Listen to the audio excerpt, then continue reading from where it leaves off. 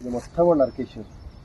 ఇది మొత్తం కూడా నరికేసి చూడు ఎన్ని సంవత్సరాలు అయితే ఇంత పెద్ద వేప చెట్టుగా తయారవుతుంది. ఇంత పెద్ద వేప చెట్టుగా ఎన్ని సంవత్సరాలకు తయారవుతుంది చెప్పండి.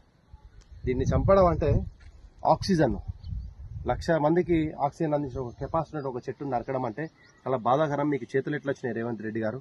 ఈ సర్కారు తప్పకుండా పోగొలిపోతుంది చెప్తున్నా కదా. ఈ చెట్లు, ఈ పుట్టలు, ఈ పక్షులు పెట్టిన శాపం మీ సర్కారుకు డెఫినెట్గా తాకుతుందని చెప్పి తెలియజేస్తున్నా. ఇంత పెద్ద వేప చెట్టు చూడేది, ఇంత పెద్ద వేప చెట్టు పేర్లతో సహా లేపేసారు. ఇది కూడా వేప చెట్టు చూడండి.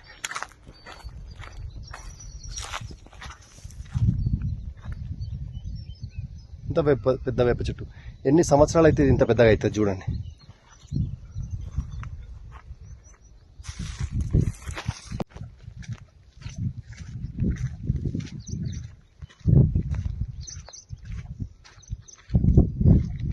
ఇది మొత్తం పరిస్థితి యూనివర్సిటీ ఆఫ్ హైదరాబాద్లో.